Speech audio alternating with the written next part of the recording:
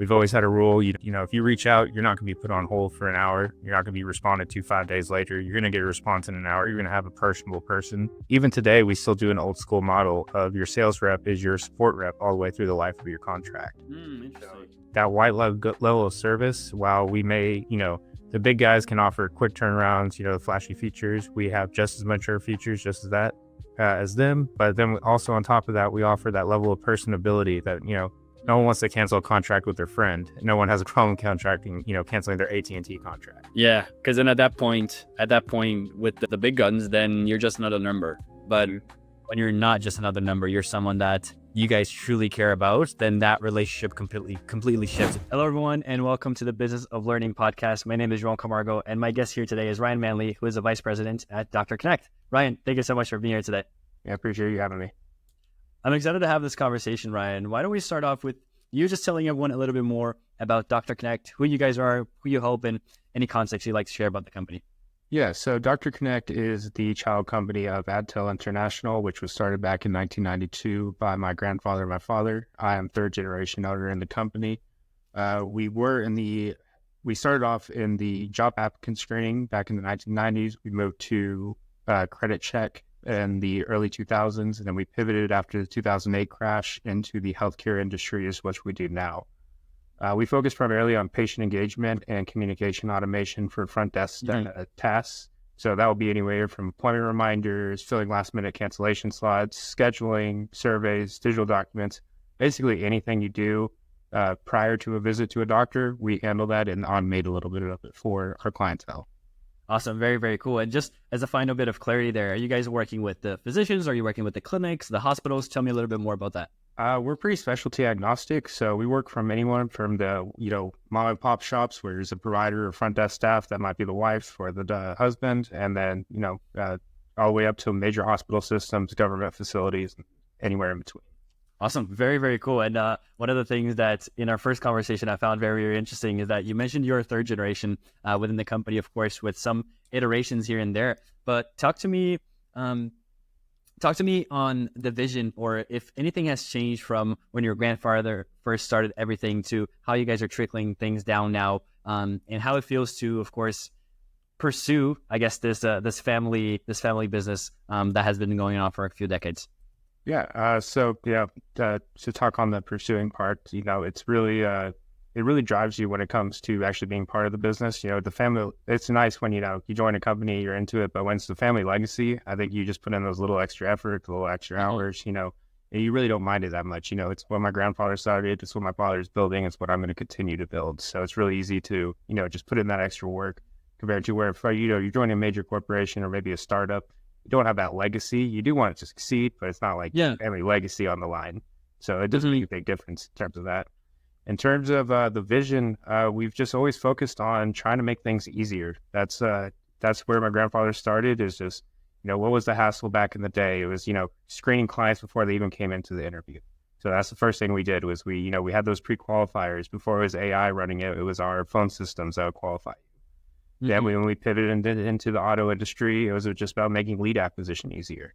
So then we pivoted and we reduced. Now we're focusing on making life easier for the front desk in healthcare, which we pivoted into healthcare just because, the recession-proof compared to car dealers or any of those other companies. Sure.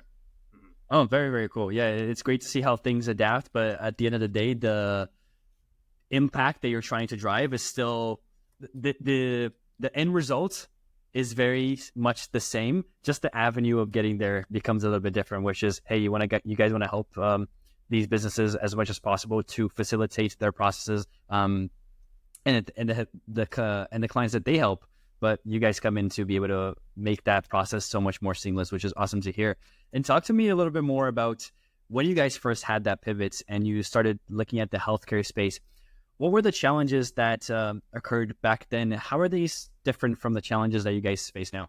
Actually, they're pretty similar. It's just this, what happened in 2008 was the auto industry crashed. A lot of the used cars lots got consolidated into the big companies, and then they all had their own systems. They paid out some development teams, and they all had everything we offered that they're not outsourcing anymore. So once that pivot occurred, we found, healthcare, it's pretty independent. There wasn't a lot of private equity back in 2008. And then, through the years, now we're dealing with something similar where it's the consolidation within the healthcare world.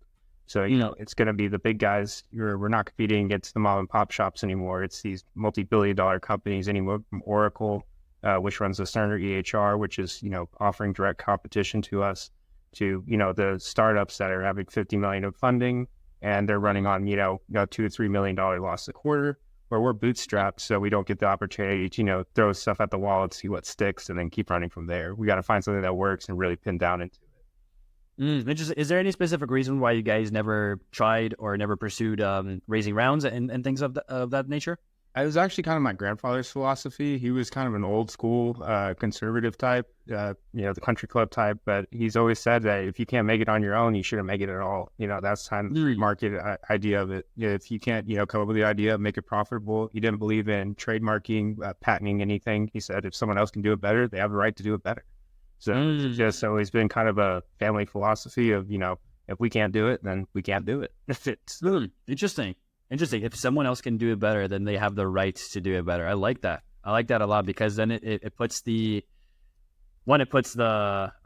pressure on you, like, hey, I have to perform. I have to make sure that the things that I do drive the impact that I want to drive. But I also, as you said, have that little bit of extra fuel to make sure that whenever I do these things, I do it in the best way possible. But also, if someone comes around and they're trying to knock me off the throne, then power to them. Try to do your best, and we'll keep doing our best, and everybody kind of elevates each other in a sense. So I guess it can also create some good competitiveness. Would you agree with that? Or yeah, absolutely. I think that's what really drives, you know, that's what drives everything forward, is that competition. You know, if you get complacent and then you're just a big guy who can just knock out your competition by throwing counterflow at it, you know, their products are never going to improve. It's worse for the customers. It's worse for everyone around them. So it's really important that competition is driven, even if they're doing the same thing. You know, you just got to do it better. You got to innovate faster. And if you don't have a team that can, then your talent should go to them. Very interesting. When it comes to the competition side of things, of course, you mentioned anywhere from Oracle to the mom and pop shops. There's a multitude of different providers that can do similar things to what you guys do. So how do you make yourself stand out and really show the difference in the value that you're bringing to when you're having conversations with clients or possible new customers? Yeah, it's just throughout the years, it's a core focus for my grandfather, my father, and we has always been our customer support. We've always had a rule, you know, you should be if you reach out, you're not going to be put on hold for an hour. You're not going to be responded to 5 days later. You're going to get a response in an hour. You're going to have a personable person. Even today, we still do an old school model of your sales rep is your support rep all the way through the life of your contract. Interesting. So that wide level of service, while we may, you know, the big guys can offer quick turnarounds, you know, flashy features. We have just as mature features, just as that as them. But then also on top of that, we offer that level of personability that, you know, no one wants to cancel a contract with their friend. No one has a problem canceling their AT&T contract. Yeah, because then at that point with the big guns, then you're just another number. But when you're not just another number, you're someone that you guys truly care about, then that relationship completely shifts. It's not like, hey, yeah, Oracle is doing its best to just keep taking my money, as opposed to, no, Ryan really cares about me and the results that they're trying to achieve.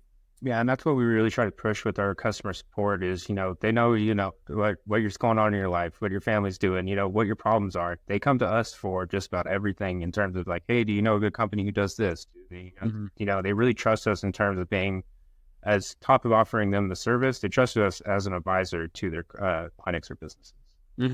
Yeah, I think that's always key. Trust is a big factor everywhere in life, but especially when it comes to a business relationship. Like, how can I make sure that this person that I'm going to be engaging with actually is in it for my best interest, not just their best interest as well? So that's great to hear. And how are your guys' customers usually finding out about you? Is it a lot of word of mouth? Is it digital marketing? How does that usually come about? Yeah, so 2019, we had a pretty explosive growth, which came due to, really hitting the Google ads hard. But then we recently saw a big drop off in that. And then I'm not sure if you're familiar with sites like Gartner, like Capterra or software. Capterra, yeah. Yeah, so those software sites really have driven a lot of growth recently. They have, almost 2x cost in terms of lead acquisition. That's actually one of the largest problems we're facing right now is it's harder and harder, especially in the healthcare spaces. Unlike, normal B2B, you can kind of, scatter shot across it. You really need to get in front of your office managers, decision makers, and it just makes it a little more challenging and a little more costly as time goes on. So the cost of acquisition can be a big concern there. And you mentioned sites like Capterra and all these things. So are you guys doing a lot of outbound, or is it mostly inbound referrals? How does that dynamic happen as We well? work almost exclusively off of inbound, those leads coming from those sites. We've dabbled in the past doing the call center type, pound the phones, hit them hard. But we found that if we can operate on, extremely lean sales team when we're working our inbounds, and then those inbounds typically convert at a way higher rate. So in terms of ROI per salesperson, we're seeing pretty good results. Mm. Very, very cool. And it's become a pattern from conversations that I've had as well. Cost of acquisition can become a huge issue, especially as more people start diving into the market, right? So more people try to pay for the same space on someone else's screen. Of course, that price is going to go up. So does that mean that you guys actually stop doing ads completely, or is that something that you guys are actually still actively trying to improve on, just trying to work on how to decrease that cost? We've actually just started a LinkedIn campaign. We actually ended up outsourcing that marketing efforts to a third-party company out in New York. We've seen actually pretty good results from that. Google-wise, we just run a few keywords. We don't put a lot of money towards it, especially now with the larger players in the space. Bidding on one click is a big issue. And with Google being primarily a B2C driver, we find that we get a lot of junk clicks coming from Google. It's usually around just because of our name, DoctorConnect. The patients will click us and they reach out to us saying, "Hey, can you connect me to a doctor?" So we can burn about half of our budget just from those patient clicks. So really backed off Google. We focus on LinkedIn because that's typically professionals, people looking for those type of services. And then of course the Capterra and then internal email campaigns. Just from being in 14 years of business, we have thousands upon thousands of contacts over time. So we run our internal marketing campaigns through those. Yeah, very, very cool. You didn't mention Meta. Is that not something that you guys actually have used at all either? Well, we're looking into Meta actually for some of our application uses. We are expanding into Africa right now. So that we're trying to develop out WhatsApp. That's the primary communication for a lot of those countries in Africa, especially overseas in Eastern Europe. Anywhere outside of North America. Yeah, exactly. So it's so we're really trying to build that out with Meta. But in terms of marketing, I think we ran it back in the early days prior to me coming onto the company, but I don't think we ever saw that much success there. Interesting. Yeah, because Meta, like for healthcare and what you guys talk about, based on my experience, is such a huge lever to pull because the opportunities can be much, like way cheaper than Google, but also the higher intent is there as well. Just as you mentioned, like the higher intent is going to have the higher conversion. So like, why not just push that forward as well? And I'm actually interested to hear if you know this. But I was speaking with a family member of mine, and I asked him, "Do you have any idea how many data points Meta has on every single one of its users?" I do not. No. If you had to guess, what number would you say? I would assume a certain amount. I bet they could tell you exactly what you're going to click on next if I had to guess. Yeah, so it's 52,000. Yeah. So, like, if you ask me, hey, tell me 100 things about yourself, I'll get to like 25 and I'll have to like really start thinking. 52,000 is a scary amount of number. Scary, like, but they know a lot, as you said, like they know our next move before we know. But the cool part is that as businesses, it can be such a huge driver to leverage those data points to find the right people, connect with the right customer. So interesting to hear that. Interesting to hear that. And talk to me, Ryan. I always love to hear company successes and amazing things that they do really great. But I think oftentimes people shy away from talking about the failures that led to success or the challenges that need to be taken on to achieve the amazing things. So if you had to tell me, like, what are some of the, you don't have to dive deep into all your guys' biggest issues, but what are some of the hardest parts, do you think, about growing your business and keeping the company scaling? It's understanding what your clients want. You can come up with an idea, you can build it out, you can think, oh, wow, this is going to, change their day-to-day lives. And when you put it on the market, just no one cares to use it. That's what we have. We have several products that we've had the sunset over the years. We put in hours and hours of development, time, and we're like, hey, this is really going to be helpful. And it turns out it just wasn't that helpful. So it's really it's not, being too married to an idea once you see the market isn't there, and being able to pivot quickly away from it and being okay with dropping those ideas. Don't ever be married to an idea, especially if it doesn't work. Yeah, 100%. I think that's a good mindset to have. How often do you guys talk internally with clients to see to get their feedback and such? That's almost entirely how our platform was driven. Almost every feature has come from a client asking, "Hey guys, can you do this?" And being like, maybe other people. But it turns out when one guy wants, this is where the issue occurs: is when one guy wants it, you think, "Oh, everyone's going to want it." And it turns out they just have a very unique workflow that's only in their office, and everyone else has you covered. So it's just really over time we typically do build out a lot of. That's also why a huge reason people come to us is every one of the DoctorConnect accounts are not the same. So one might have specialized tweaks to this aspect to the system. One might have specialized tweaks to this system. It's when we hear an idea that we're like, oh, maybe this can hit multiple this can help multiple clients. That's when we start sinking more and more development time to make it a system-wide change. Interesting. So as you guys are having those conversations, getting feedback, is like, hey, it sounds like this specific Mr. Smith here is really interested in this type of solution. That doesn't mean this next client here is actually going to want the same thing. So then you guys are trying your best to have those conversations and see what's best to move forward with product development, or even not any more new products coming through, but just improving the systems that you guys currently have. Is that right? Yeah, exactly. It's just all client driven. If you don't listen to them, you're going to keep putting out, even when you do listen to them, you do have misses. So it really just comes down to building it out, saying if it works, and then not be the idea if it doesn't. Yeah, very, very cool. I agree with that 100%. You'd be surprised the amount of companies that I speak with that don't actually have a lot of internal client conversations. I definitely don't agree with that. I think talking to your clients, having their feedback, seeing how much you can improve is always the best way to go. And then I have a couple final questions here for you, Ryan, which is one is a question that I ask with almost everybody that comes on the podcast. So we'll start with that, and then we'll go into our final one, which is, I don't know all the goals that you guys have in your company. I assume that, of course, part of those goals are growth oriented to keep the company growing. When thinking about those goals, if you had to wave a magic wand and solve one challenge, one obstacle, one hurdle, just something that's just always knocking on your guys' door every single day. Sometimes there's many priorities, but you wave this wand and you can just solve one thing that would allow you guys to reach your client acquisition goals, your revenue targets, anything. Wave the wand, snap your fingers. It happens just like that. What do you want to solve?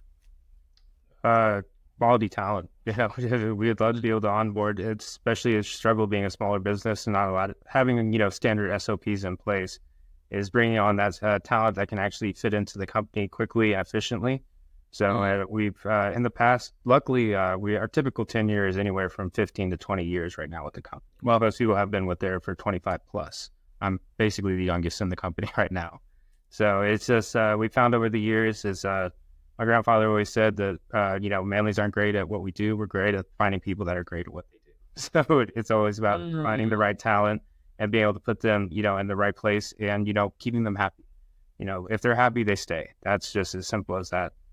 Interesting. And when you say talent, is there a specific avenue of the business that comes to mind when you're mentioning that? Honestly, it can come from anywhere, from your sales to support. You got to have a stellar aspect in every aspect of your business. You can't have a great sales team and not a great development team. You can't have a good support team and like a, lackluster, accounting team even. Everyone has to be able to perform at a high level if you want to be successful. Yeah, because you're only as strong as your weakest link. Mm-hmm. Exactly. Yeah, that makes, I'm grateful you're mentioning those things, because so often I think companies can not romanticize, but really focus on a certain aspect of the business instead of focusing on the business as a whole. And then they wonder, like, hey, why isn't this working, or why aren't things going the way that we want them to go? It's like, hey, actually, you solved that one big problem, but there's this other problem here that is not being taken care of.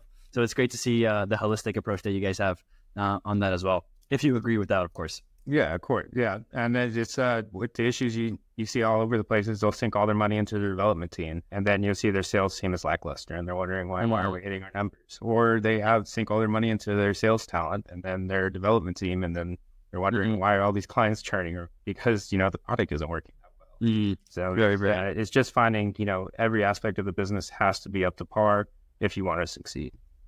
Awesome. Very, very cool. And then a final question that I have here, which I actually left a little bit of extra time for as well. This is actually not a question from me. It's a question from our last guest to you, and they had no idea who you were, Ryan. But I think this is so fitting to your story in the company and being a third generation part of the organization, that I wanted to leave a little bit of extra time as well to just dive a little bit deeper into this, because I think this question is so fitting. Sometimes it actually doesn't fit the conversation at all. I think for this one, it fits really, really well. So here's the question they wanted to ask you. Are you ready? Yep, I'm ready. What is the single biggest lesson you've ever learned over your career so far? Single biggest lesson I've learned so far. No, it's being willing to admit when you don't know stuff. It really comes down to, not thinking you have all the ideas in your head, not willing to outsource to your team. Every member can bring value, especially with their ideas. What really pivoted us into the auto industry back in '92 was someone, an internal sales staff saying, hey, this would be a great idea for credit checks for auto industry. They found a client and we went after it, and it was completely driven by that one salesperson. So it's really willing to reach out and say, hey, what do you guys know? What do you don't know? And being able to openly admit that. I love that. Did you learn that from your father, your grandfather? Is that kind of something that's been passed down, or something that was your experience? That's always been my grandfather and father's philosophy. They'll happily admit when they don't know something, and they'll go and they'll find someone who does, and they will take their advice and, of course, apply their own rules to it. But, they will take that advice and run with it. Your grandfather sounds like a very wise man. Yeah, he was an entrepreneurial for sure. He went from everything from child book publishing to owned a what's it called, radio broadcast station, to just been all over. Just a serial entrepreneur. That's all he did. No, very, very cool. I'm sure that there's many more lessons as well that he's passed down to your dad and to you, and to how you guys approach things. It's great to see the passion, but the care that you guys have for the impact that you're trying to achieve, no matter the industry, no matter the pivot, the vision and the goals are still there. So, Ryan, thank you so much for sharing all that, sharing your story. I really appreciate your time here and having this conversation with me. Where should people go if they want to learn a little bit more about you, about the business, or anything else you'd like to share? Yeah, if they want to learn more about DoctorConnect or have any automation needs, they can go to DoctorConnect.net or reach out to us for there, and we'll happily see if we can't help your business. But I appreciate you having me on, and thank you for the opportunity. Of course, I will leave everything down below here if anyone wants to check that out. And if you're still listening to this conversation and you want to hear more conversations like this, please subscribe, and I will see you on the next episode. Thank you so much for your time, Ryan.